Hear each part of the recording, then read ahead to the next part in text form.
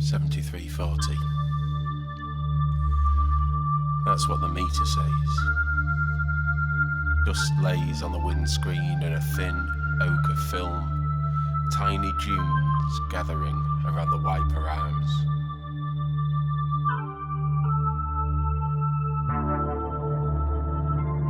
My eyes itch. A piece of green card shaped like a fir tree swings from the rear view mirror, tapping gently against the driver's ID card. I wince as the clock flicks to 74, then wince again at my unnecessary reaction to its arbitrary LED readout. Who the fuck would I pay for this journey anyway? The driver bailed out miles ago, and I've been freewheeling ever since. He was a nice guy too. I really kinda liked him. Not to be friends with or anything, or even really to see again. But I sort of wish he'd stayed a while longer, you know.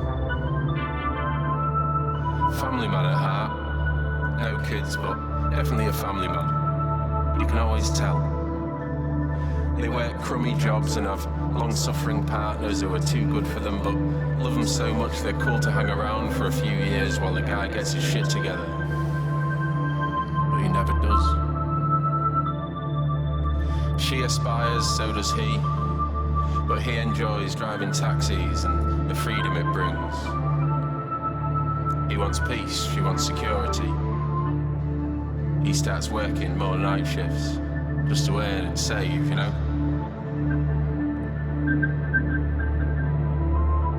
10-hour shifts become 15.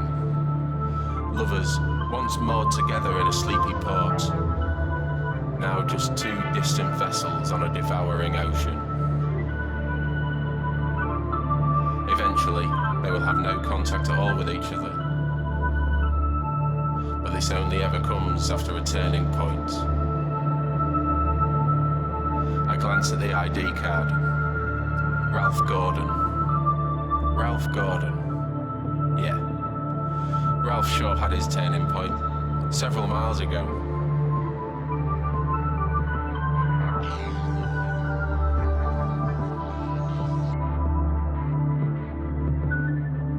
Where to, mate?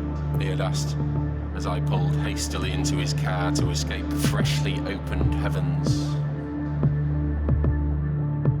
Not a very original introductory line, but he seemed decent enough, so I went along with it anyway. Bit of a long journey, if that's okay with you, I said. Journey's a journey, mate, he said. Whatever the customer wants, right? Sounded exactly right to me. Okay, so I want you to head towards Norwich. The place I'm going is just on the outskirts. I'll direct when we get nearby. As you like, mate, he said. Music? Not usually, no. Seat yourself. Silence hugged us like twins in the womb, and I hung there afloat in its dense waters. Dusk became dark and the streets were dressed in their regular evening attire. That iridescent orange setting the rain aflame. I saw those little droplets turn to embers and descend upon us, safe in our strong German car. Are you a family man, Ralph? He hadn't given me his name and I hadn't asked.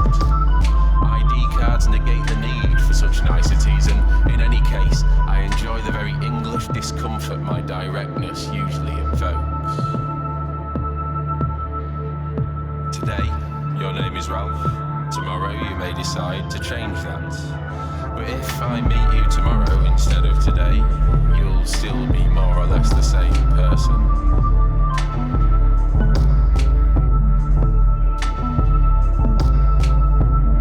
I thought.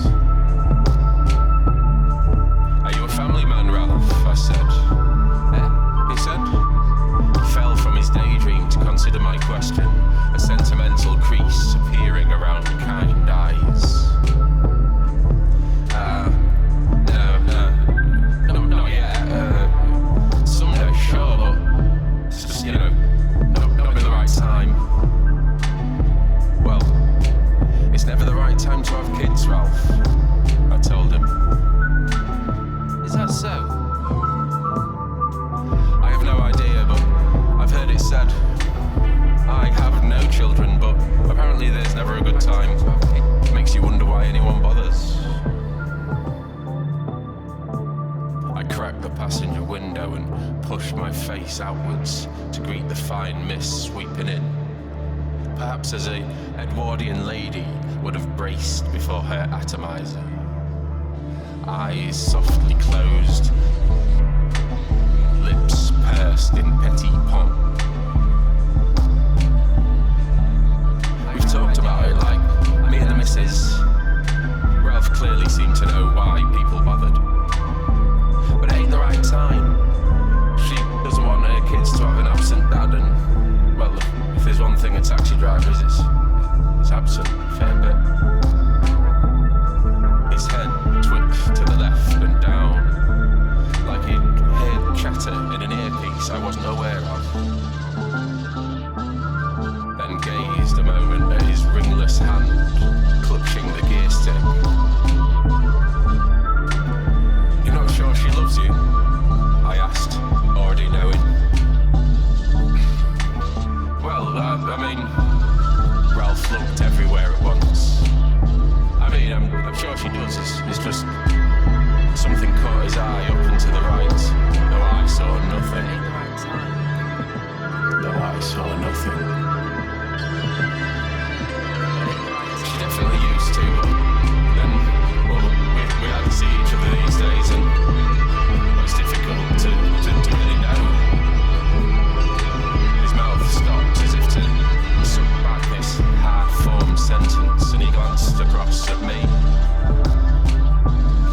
Oh, what am I on about with it? You don't know me, I mean, you don't need to know my worries. You're a stranger to me, I shouldn't bother you. Ralph. I said his name as I felt perhaps his mum used to. Soft, comforting. I might as well have added dearie at the end. Ralph. Were you to seek the services of a psychotherapist, that person would also be a stranger to you. I breathed in that sweet, cooling rain and held it a moment in my lungs. Then turning to face Ralph, I told him straight. Sometimes a stranger is just what you need, mate. That was several miles ago. Back in the darkness of yesterday's slumber, today was awaking to exalt me with its warmth, and I embraced it with a familiar melancholy. The fabled prodigal and his tearful father. Here I was, freewheeling again. Ralph was gone, and that was sad, but now it's just me, a strong German car, and a mostly vacant motorway. I look at the family man's face, immortalised on a rectangle of plastic swinging before me like a convict at the gallows. Reaching over, I slide the card from its case and slip it into my bag.